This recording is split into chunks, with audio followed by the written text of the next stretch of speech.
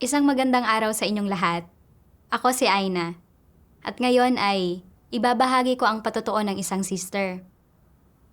Nahalal siya bilang isang leader ng iglesia.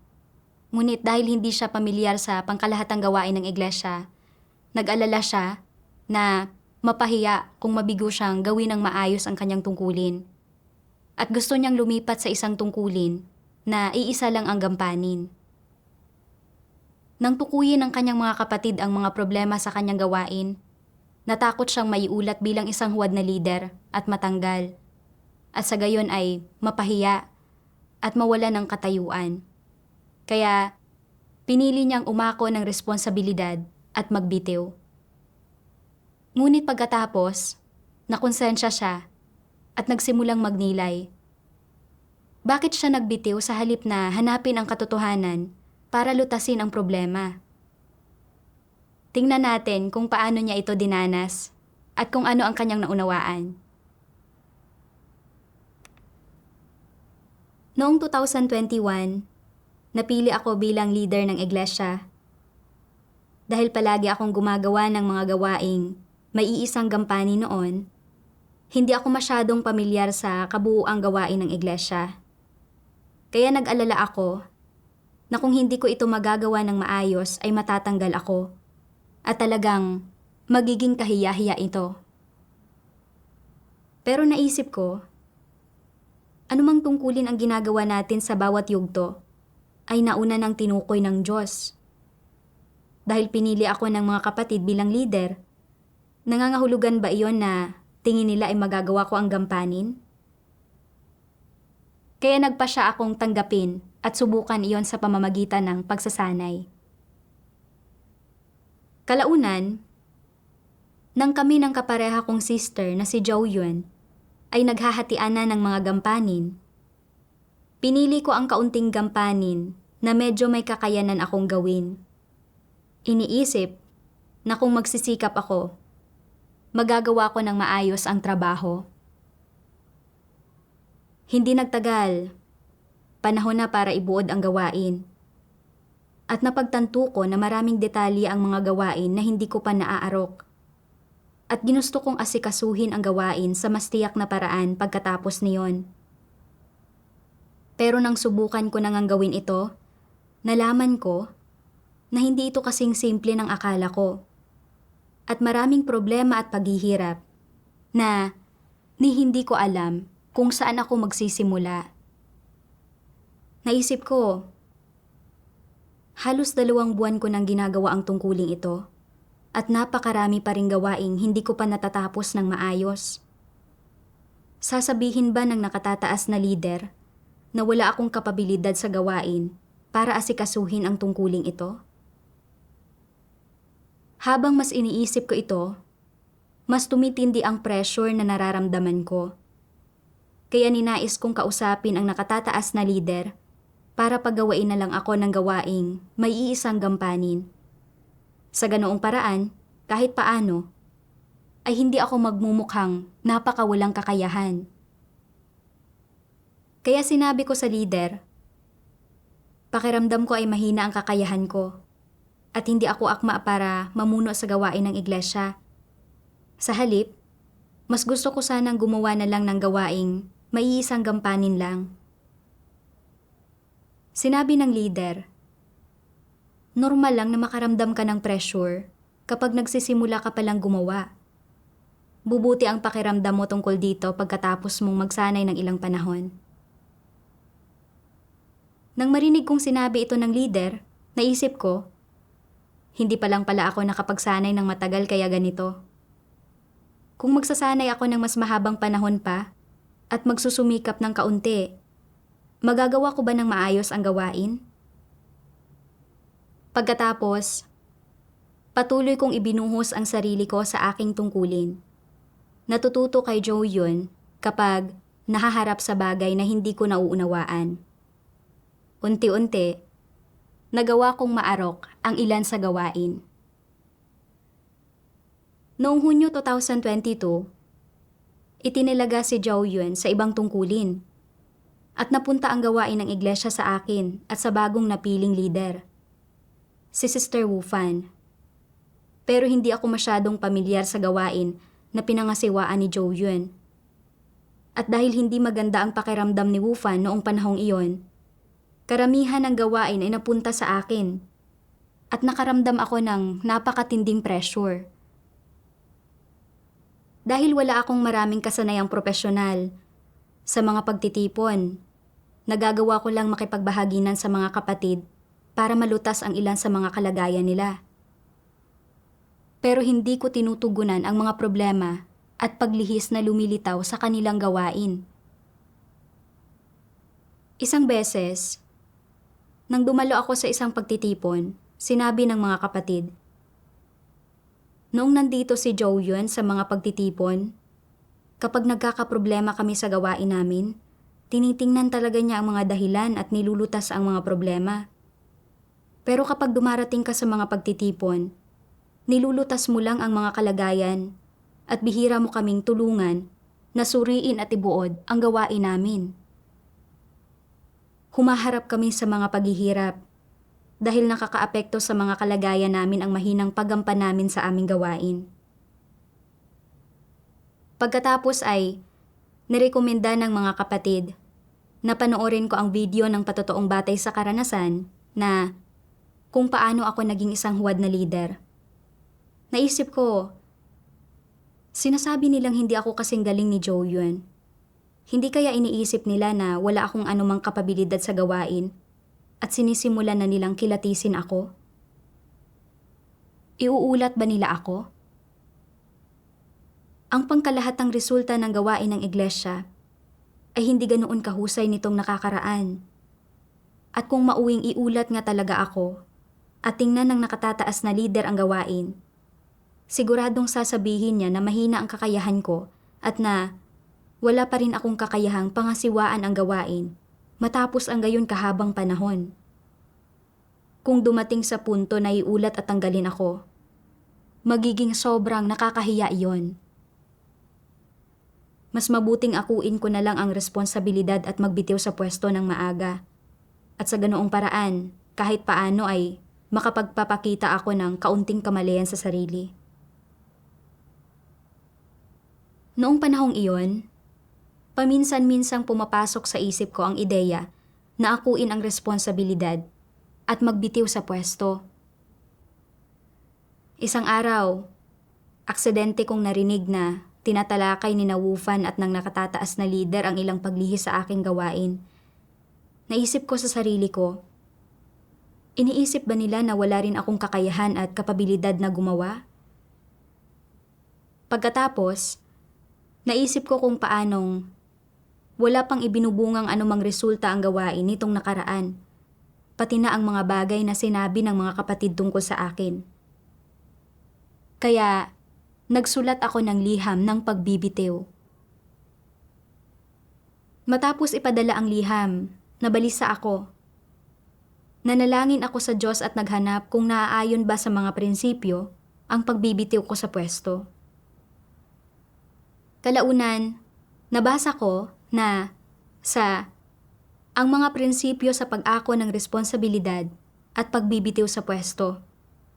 Sinasabi roon na sino mang huwad na lider o manggagawa na hindi tumatanggap sa katotohanan, hindi kayang gumawa ng praktikal na gawain, at sa ilang panahon ay nagkulang sa gawain ng banal na espiritu, ay dapat managot at magbitiw sa pwesto. Sino mang tumatangging magpalabas at magsakatuparan ng mga kaayusan ng gawain o sermon at pagbabahagi, at hinahadlangan ang mga hinirang ng Diyos na mapangunahan at mapastol mula sa nakatataas, ay dapat managot at magbitiw sa pwesto. Sino mang lumalabag sa mga kaayusan ng gawain at tinatakbuhan ang kanyang pananagutan na nakapagdudulot ng matinding kawalan at sakuna sa gawain ng bahay ng Diyos at sa kanyang mga hinirang, ay dapat managot at magbitiw sa pwesto. Nakita ko na nasa prinsipyo na akuin ng mga lider at manggagawa ang responsibilidad at magbitiw sa pwesto. Ang mga lider at manggagawa na hindi makagawa ng tunay na gawain, na hindi nagpapatupad ng mga pagsasaayos ng gawain o humahad lang sa gawain, at nagdudulot ng malalaking kawalan sa gawain ng sambahayan ng Diyos, ay dapat umako ng responsibilidad at magbitiw sa pwesto. Sa pagsuri ko sa aking sarili gamit ang mga prinsipyo, nakita ko na noong panahon ko bilang leader, bagaman medyo mahihina ang mga resulta ko, hindi ko inantala o hinadlangan ang pag-unlad ng gawain. At hindi ako ganap na walang kakayahan sa paggawa ng tunay na gawain. Gaya noong nahadlangan ang gawain ng pagdidilig. Sa pamamagitan ng paghahanap at pakikipagbahaginan ko, napabuti ng bahagya ang mga kalagayan ng mga baguhan na dinidiligan. At sinimulan nilang gawin ang kanilang mga tungkulin sa abot ng kanilang makakaya. Minsan, dahil sa kawalan ko ng kakayahang makilatis ang mga problema, hindi na ipapatupad ng maayos ang gawain o kaya ay nagkakaroon ng mga paglihis. Gayunpaman, sa paghahanap ng mga kaugnay na prinsipyo, nagawa kong baguhin ang sitwasyon at hindi ko nagambala o nagulo ang gawain ng iglesia. Bukod pa rito, hindi pa ako naging leader o manggagawa noon at hindi ko naunawaan ang mga prinsipyong kasangkot sa iba't ibang gampanin. Ngunit sa pamamagitan ng pag-aaral at pagsasanay, unti-unti kong naarok ang ilang prinsipyo at nagawang tukuyin ang ilang problema. Kahit hindi masinsinan ang mga solusyon ko, hindi ako ganap na walang kapabilidad na gumawa ng tunay na gawain. Sa paghusga sa pamamagitan ng mga prinsipyo, nakita ko na hindi ko pa naabot ang punto kung saan dapat kong akuin ang responsibilidad at magbitiw sa pwesto. Kaya, nagsumikap akong alamin at nagnilay-nilay. Tinatanong ang sarili ko, bakit ba nang maharap ako sa mga bagay na ito ay hindi ko hinanap ang katotohanan o ibinuod ang mga dahilan ng kawalan ng resulta sa gawain ko, kundi naramdaman kong kailangan kong akuin ang responsibilidad at magbitiw sa pwesto. Naisip ko ang mga salita ng Diyos. Sa halip na hanapin ang katotohanan, karamihan sa mga tao ay may kani-kanilang sariling makikitid na adyenda. Napakahalaga para sa kanila ng sarili nilang mga interes, reputasyon, at ang posisyon o katayuang pinanghahawakan nila sa isip ng ibang tao. Ang mga bagay na ito lamang ang pinakaiingat-ingatan nila. Napakahigpit ng pagkapit nila sa mga bagay na ito at itinuturing ang mga ito bilang kanilang sariling buhay. At hindi gaanong mahalaga sa kanila kung paano sila ituring o itrato ng Diyos. Sa ngayon, binabaliwala nila iyon. Sa ngayon, isinasaalang-alang lamang nila kung sila ang namumuno sa grupo, kung mataas ba ang tingin sa kanila ng ibang tao, at kung matimbang ba ang kanilang mga salita. Ang una nilang inaalala ay ang pag-ukupa sa posisyong iyon. Kapag sila ay nasa isang grupo, ang ganitong uri ng katayuan at ganitong mga uri ng oportunidad ang hanap ng halos lahat ng tao. Kapag masyado silang talentado, syempre, gusto nilang maging pinakamataas sa grupo. Kung medyo may abilidad naman sila, gugustuhin pa rin nilang humawak ng mas mataas na posisyon sa grupo. At kung mababa ang hawak nilang posisyon sa grupo, pangkaraniwan lamang ang kakayahan at mga abilidad, gugustuhin din nilang maging mataas ang tingin sa kanila ng iba. Hindi nila gugustuhin maging mababa ang tingin sa kanila ng iba. Sa reputasyon at dignidad nagtatakda ng limitasyon ang mga taong ito. Kailangan nilang panghawakan ang mga bagay na ito. Maaaring wala silang integridad at hindi nila taglay ang pagkilala ni pagtanggap ng Diyos. Pero hinding-hindi maaaring mawala sa kanila ang respeto, katayuan, o paggalang na hinahangad nila mula sa iba na siyang disposisyon ni Satanas. Pero walang kamalayan ang mga tao tungkol dito. Ang paniniwala nila ay dapat silang kumapit sa kapirasong reputasyong ito hanggang sa pinakahuli. Wala silang kamalay-malay na kapag ganap na tinalikdan at isinantabi ang mga walang kabuluhan at mabababaw na bagay na ito, saka lamang sila magiging totoong tao.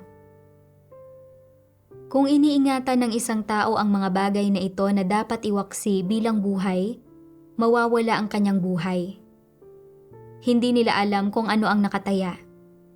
Kaya, kapag kumikilos sila, lagi silang may reserbasyon. Lagi nilang sinusubukang protektahan ang sarili nilang reputasyon at katayuan. Inuuna nila ang mga ito, nagsasalita lamang para sa kanilang sariling kapakinabangan upang huwad na ipagtanggol ang kanilang sarili. Lahat ng ginagawa nila ay para sa kanilang sarili. Isinisiwalat ng Diyos na ang pagpapahalaga sa reputasyon at katayuan ng isang tao ng higit sa kanyang buhay ay nagbubunyag ng isang satanikong disposisyon. Sa pagninilay-nilay, napagtanto ko na ang pangunahing dahilan kaya gusto kong magbitiw sa pwesto ay upang protektahan ang reputasyon at katayuan ko, at dahil labis kong inaalala ang aking katayuan. Noong hindi epektibo ang gawain at tinukoy ng mga kapatid ang mga paglihis at problema sa gawain ko, natakot ako na sabihin nilang isa akong huwad na lider at na humahawak ako ng isang posisyon ng walang ginagawang tunay na gawain. Ayaw kong matahin ako ng iba at sabihang hindi magaling.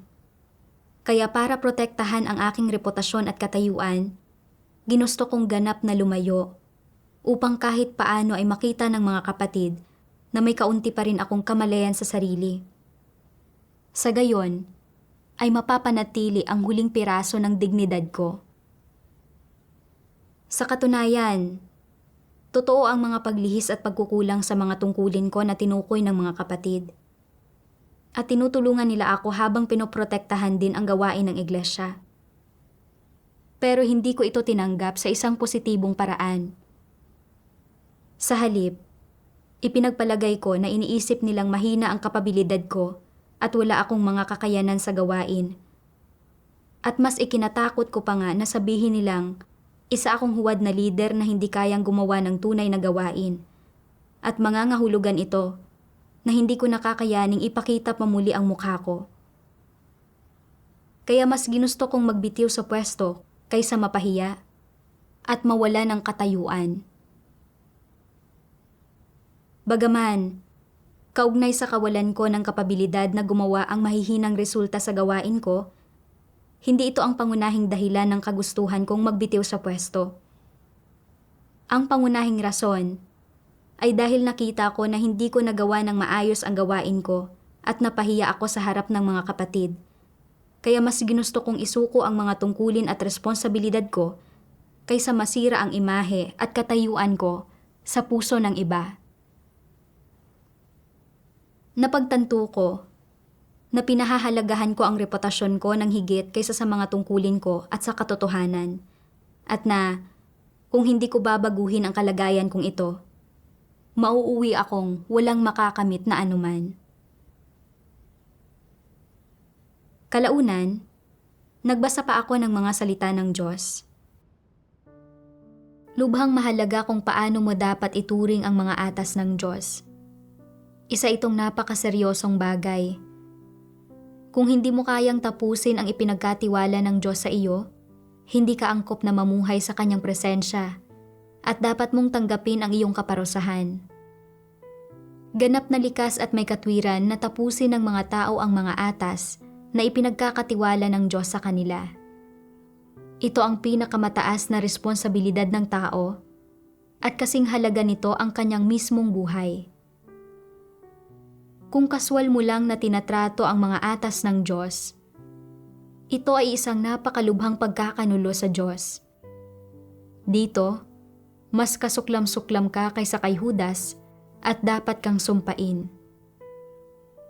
Dapat matamo ng mga tao ang lubos na pagkaunawa sa kung paano tatratuhin ang mga atas ng Diyos. At kahit papaano, dapat nilang maunawaan ang pagkakatiwala ng Diyos sa tao ng mga atas ay ang kanyang pagtataas sa tao, ang kanyang espesyal na pagpapakita ng biyaya sa tao, Ito ang pinakamaluwalhati sa lahat ng bagay at ang lahat ng iba pang bagay ay maaaring abandonahin, maging ang sariling buhay ng isang tao. Pero dapat makumpleto ang mga atas ng Diyos. Pinag-isipan ko ng paulit-ulit ang mga salita ng Diyos. Naglalaman ang mga salitang ito ng paghatol at nakaramdam ako ng pagkabagabag at pagkakonsensya. Para protektahan ang aking reputasyon at katayuan, inako ko ang responsibilidad at nagbitiw ako sa pwesto. At inisip ko pa nga na mayroon akong kamalayan sa sarili. Pero sa mga mata ng Diyos, ang kalikasan nito ay pagkakanulo. Binigyan ako ng iglesia ng pagkakataong maging isang leader para protektahan ko ang gawain ng iglesia. At kasabay niyon, upang isagawa ko ang pagpasok sa iba't ibang aspekto ng katotohanan. Ito ay pag-aangat sa akin ng Diyos. At isang pasanin din na ibinigay niya sa akin. Kung mayroon akong kahit katiting na pagkatao at katwiran, at may takot sa Diyos na puso, hindi ko sana ginustong magbitiw sa pwesto at ipagkanulo ang Diyos. At gaano man kahirap ang gawain, mananalangin lang ako at aasa sa Diyos. Gagawin ang pinakamakakaya ko para tuparin ang mga responsibilidad ko ayon sa abilidad ko. At kahit papaano man lang, hindi ko hahayaang maapektuhan ang gawain ng iglesia. Pero nang maharap ako sa mga paghihirap sa aking tungkulin at maapektuhan ang gawain, hindi lang ako nabigong protektahan ang gawain ng iglesia. Umurong din ako. Alam na alam ko na bagong leader pa lang si Wufan at hindi siya pamilyar sa gawain at marami pang hindi nalutas na isyu sa gawain ng iglesia. Pero pinili ko pa ring magbitiw sa pwesto. Nakita ko na nawalan ng silbi ang aking konsensya. Nang mapagtanto ito, nanalangin ako nang nagsisisi sa Diyos. O Diyos, ayaw ko nang mabuhay ayon sa aking tiwaling disposisyon. Anumang hirap ang makatagpo ko sa aking mga tungkulin, hindi ko nananaisig magbitiw sa pwesto. At hanggat kaya kong gawin ang tungkuling ito, handa akong umasa sa iyo para magawa ito ng maayos. Pagkatapos niyon, sinimulan kong maghanap ng mga solusyon batay sa aking mga pagkukulang. Binasa ko ang mga salita ng Diyos. Bilang isang leader, matapos isaayos ang gawain, dapat mong subaybayan ang pag-usad ng gawain. Kahit hindi ka pamilyar sa larangang iyon ng gawain, kahit wala kang anumang kaalaman tungkol dito, makakahanap ka ng paraan para magawa ang gawain mo. Makakahanap ka ng isang taong tunay na nakakaarok dito, na nakakaunawa sa naturang propesyon para magsuri at magbigay ng mga mungkahi. Mula sa kanilang mga mungkahi, matutukoy mo ang angkop na mga prinsipyo, kaya magagawa mong subaybayan ang gawain. Pamilyar ka man o hindi, o nauunawaan mo man o hindi ang propesyong pinag-uusapan, sa pinakamababa ay kailangan mong pangunahan ang gawain, subaybayan ito, at patuloy na mag-usisa at magtanong tungkol sa pag-usad nito. Kailangan mong magkaroon ng pagkaintindi tungkol sa gayong mga bagay. Ito ang responsibilidad mo, bahagi ito ng iyong trabaho. Ibinahagi ng Diyos ang isang napakatiyak na landas ng pagsasagawa sa kung paano dapat gumawa ng tunay na gawain ang mga lider at manggagawa.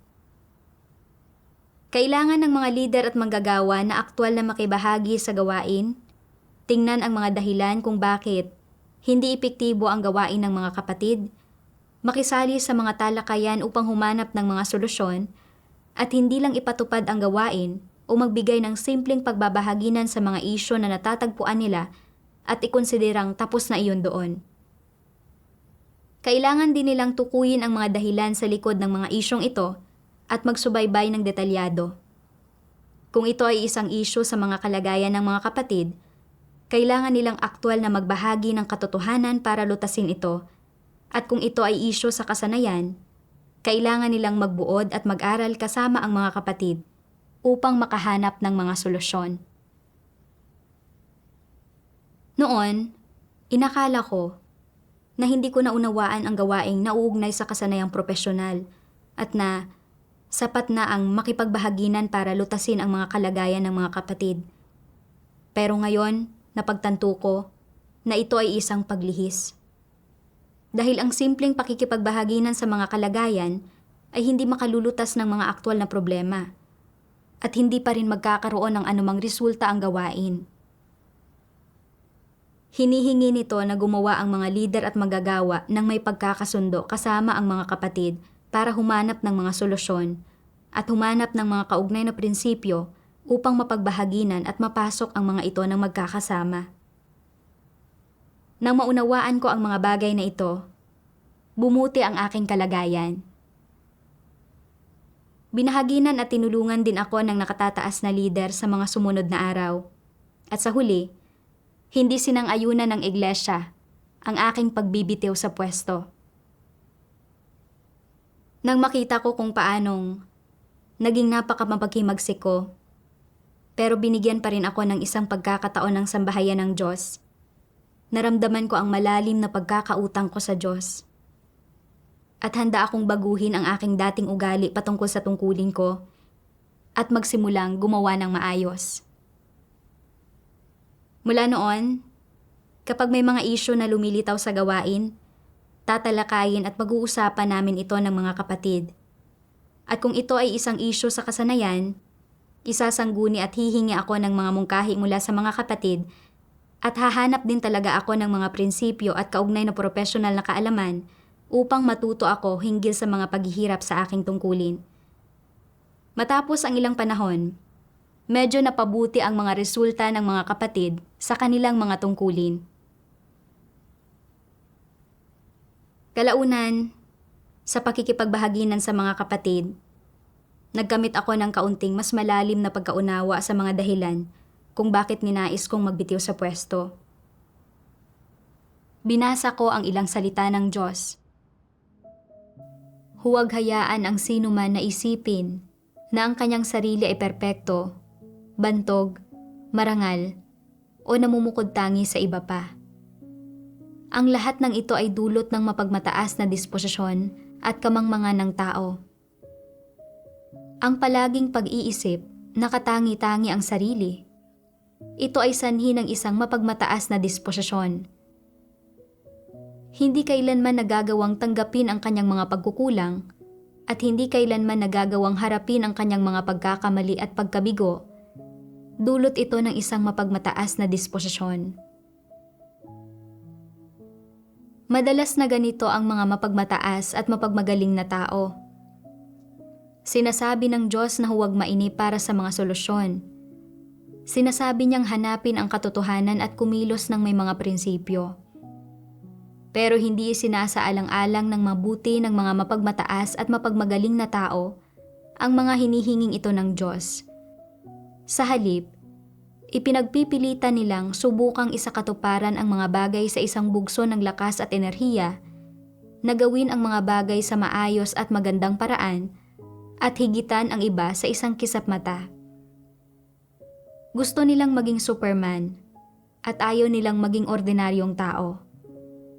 Hindi ba't sumasalungat ito sa mga batas ng kalikasan na inilatag ng Diyos para sa tao? Oo. Halata namang hindi sila mga normal na tao. Wala silang normal na pagkatao at masyado silang mapagmataas.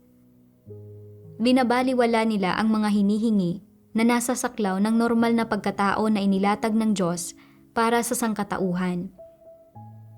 Binabaliwala nila ang mga pamantayan na maaaring maabot ng mga taong may normal na pagkatao na itinakda ng Diyos para sa sangkatauhan. Sa makatwid, hinahamak nila ang mga hinihingi ng Diyos at iniisip na masyado namang mababa ang mga hinihingi ng Diyos. Paanong magiging normal na tao ang mga mananampalataya sa Diyos? Dapat mga katangi-tangi silang mga tao. Mga individual na nangingibabaw at nakahihigit sa mga regular na tao. Dapat mga dakila at bantog silang tao. Binabaliwala nila ang mga salita ng Diyos. Iniisip na bagamat tama at katotohanan ang mga salita ng Diyos, masyadong karaniwan at ordinaryo lang ang mga ito. Kaya hindi nila pinapansin ang kanyang mga salita at hinahamak nila ang mga ito. Pero sa mga normal at ordinaryong salitang ito mismo, na lubhang hinahamak ng mga di umano'y Superman at dakilang tao, itinuturo ng Diyos ang mga prinsipyo at landas na dapat sundin at isagawa ng mga tao. Lubhang tapat, objektibo, at praktikal ang mga salita ng Diyos. Hindi talaga mataas ang hinihingi ng mga ito sa mga tao. Lahat ng ito ay mga bagay na kaya at dapat makamit ng mga tao. Hanggat may kaunting normal na katwiran ang mga tao, hindi sila dapat maging di praktikal. Sa halip ay dapat nilang tanggapin ang mga salita ng Diyos at ang katotohanan ng praktikal, gampanang mabuti ang kanilang mga tungkulin, mamuhay sa harapan ng Diyos, at tratuhin ang katotohanan bilang ang prinsipyo ng kanilang sariling asal at mga kilos. Hindi sila dapat maging sobrang ambisyoso. Matapos basahin ang mga salita ng Diyos, napagtanto ko na ang pagnanais kong magbitiw sa pwesto ay dahil sa aking mapagmataas na disposisyon. Hindi ko inilagay ang sarili ko sa posisyon ng isang ordinaryong tao at sobrang taas ng tingin ko sa aking sarili. Iniisip ko na ang pagpili ng mga kapatid sa akin bilang leader ay nagpapahiwatig na positibo ang tingin ng lahat sa akin. Kaya ginusto kong gawin ng maayos ang mga tungkulin ko para patunayang mahusay ako at magkamit ng mga papuri ng mga kapatid. Gayunpaman, nang hindi ko ito maabot, hindi ko maharap ng diretsyo ang mga pagkukulang at kakulangan ko. At lalong, hindi ko kayang harapin ng tama ang mga kabiguan ko.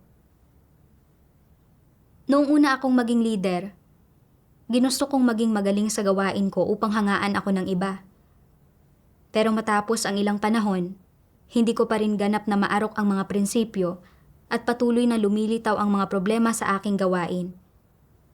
Kaya pakiramdam ko ay sobrang hindi ako sapat. Lalo na nang maitalaga sa ibang tungkulin si Zhao Yuan, nakita ko na sa kabila ng paggawa ng napakaraming gawain, puno pa rin ng mga isyu at paglihis ang gawain ko. Hindi lang hindi kinilala ng mga kapatid ang gawain ko. Tinukoy maging ng mga lider ang aking mga paglihis at problema sa gawain ko. Naramdaman ko na kulang ang aking kapabilidad at kakayahan sa gawain, kaya sumuko ako at sinubukang magbitiw sa pwesto. Nakita ko na masyadong mataas ang pagturing ko sa aking sarili.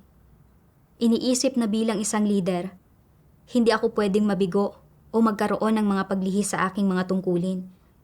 Kung hindi ko magagawa ang mga tungkulin ko ng pamumuno na mangangahulugang nagpapasimula ako ng gulo at wala akong katwiran. Hindi maiiwasan na ang isang normal na tao ay may mga pagkukulang at mga bagay na hindi niya makakamit sa kanyang tungkulin. At ito ay ganap na normal sa paningin ng Diyos. Dahil ang mga tao ay mga normal na tao lamang at hindi nila kayang lampasan ang saklaw ng normal na pagkatao na itinatag ng Diyos. Dati, gumawa lang ako ng gawain na iisa lang ang gampanin at hindi ako nakisali sa kabuuang gawain ng iglesia.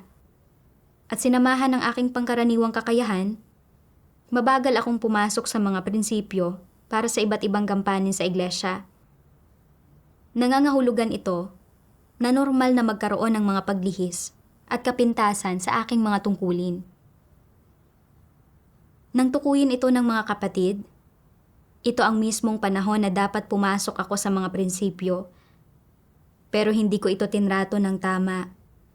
At sa tuwing may mga problema o paglihis na lumilitaw sa aking gawain, nakikita ko ang mga ito bilang mga pagpapawalang halaga sa mga kapabilidad ko sa gawain. Habang pinagninilayan ang mga pag-uugaling ito, napagtanto ko na talagang mapagmataas at ignorante ako. At na masyadong mataas ang pagturing ko sa aking sarili. Ang pinaka-nakamamatay na kapintasan ko ay iyong napakamapagmataas ko pero hindi ko kilala ang sarili ko. Binigyan ako ng mga kapatid ng gabay, pero hindi ko iyon tinanggap. At hindi ko talaga tiningnan ang sarili ko bilang isang ordinaryong tao. Nakita ko na ganap na wala akong katwiran. Matapos ang ilang panahon, hindi gaanong naging maganda ang mga resulta ng gawaing pang-video na responsibilidad ko at tinukoy ng nakatataas na lider ang ilang isyu. Nang makita ko na nasiwalat ang mga problema sa gawain, naisip ko sa sarili ko, anong iisipin sa akin ng lider? Siguradong sasabihin niya na hindi ko kayang mga siwa ng gawain ayon sa mga prinsipyo at na hindi ako gumawa ng tunay na gawain.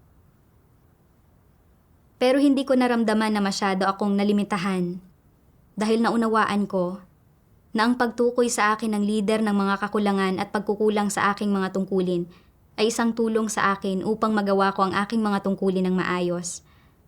Kaya, nagawa kong harapin ng tama ang mga bagay na ito. Kasunod niyon, pagdating sa mga isyu na binanggit ng lider, ako at ang mga kapatid ay magkakasamang nag-aral ng kaugnay na teknikal na kaalaman. At pagkatapos, sinuri talaga namin at ibinuod ang mga problema sa mga video. Ang ganitong uri ng aktwal na pagtutulungan ay nakatulong para ayusin ang ilang isyu at paglihis sa gawain at nagkamit ang mga kapatid ng ilang direksyon sa kanilang mga tungkulin. Sa pamamagitan ng karanasang ito, napagtanto ko na ang pag-iwas sa mga paghihirap ay hindi ang daan para malutas ang mga problema, na mahalagang hanapin ang katotohanan at matutuhang maarok ang mga prinsipyo, at na tanging sa paggawa lamang ng mga tungkulin ayon sa mga prinsipyo, magkakaroon ng resulta sa gawain. Ngayon ay mas magaan na ang pakiramdam ko at nagpapasalamat ako sa Diyos sa kanyang paggabay. Salamat sa panonood. Inaasahan ko ang muli nating pagkikita.